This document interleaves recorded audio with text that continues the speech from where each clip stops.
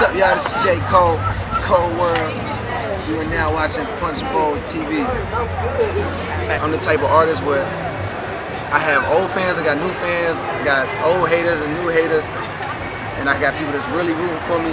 Everybody has their own expectations of, or their own thoughts of like what they want the first single to be, or what they want, you know. So I understand anybody who had a negative reaction, like I understand where it comes from. Even if they're a fan, it's like, oh man, I didn't see him doing that. It's cool, it's all good, but you gotta understand, it's a single. That song is for the radio, you know what I'm saying? The song is for the clubs, it's for the radio, it's for the summertime.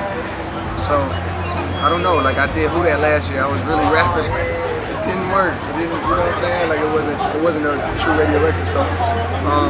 But now I'm happy with it, man, you know, I'm cool. There was 2 songs, there was one other single he was gonna go with. Jay loved them both. It was this one and then Workout. He wanted to go with that one first and then come with Workout. But at the end of the day, I just, you know, I didn't want to go with that one. It might come out later, but I didn't want to go with that one. What's it called? It didn't even have a name because I changed the hook a couple times. So the name was never important. It was just the beat was crazy and my verses were crazy.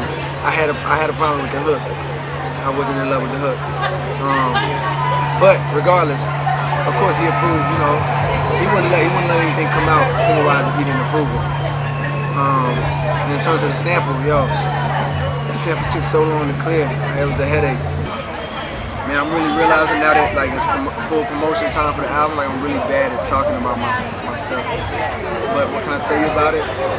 Man, I think it's really, really good. Like some of the songs that some of the things that I'm saying, some of the stories that I'm telling, some of the production, some of the lyrics, a lot of the lyrics.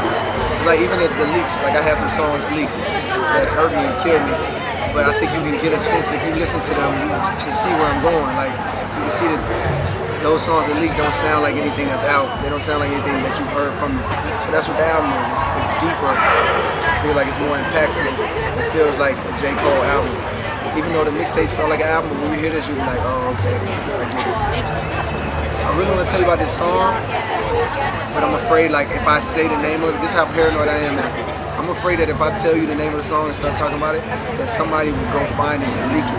That's how crazy I'm, like, that's how bad it messed me up. Like, I really want to talk about this one song in particular.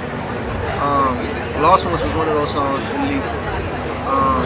That was one of the ones that I'm in love with. There's another one. I'll just say, if you know when you hear it, when the album finally comes out, but it's real, it's personal. Like you hear me talking about like some family issues or whatever, and it's like it's real heavy. You know what I'm saying? So I think that's another one of the standouts. I haven't got any advice from Kanye.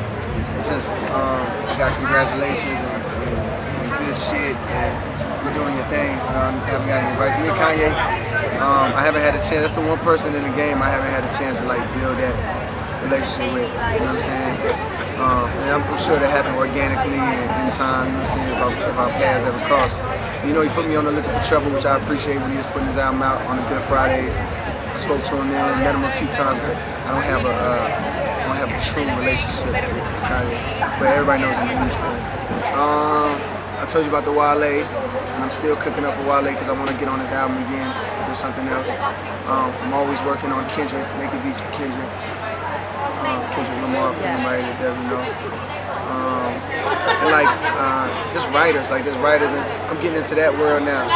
Like R&B writers, pop writers, or whatever we want, you know, who want to write to my music. But this year, production-wise, I think it's gonna be like really big for me. Once people hear the album, or they hear the Wale single, or they hear Kendrick single, you know what I'm saying? I feel like the phone is gonna ring, so I'm just trying to get ready for that. Does that matter to you, sales? It matters to me because I want to make the label happy, you know what I'm saying? And I want the fans to be able to be like, yeah, we did it, you know what I'm saying? But no, I know that if I came out and sold 20,000 copies or whatever the case is, it's cool because I feel like the music is so good.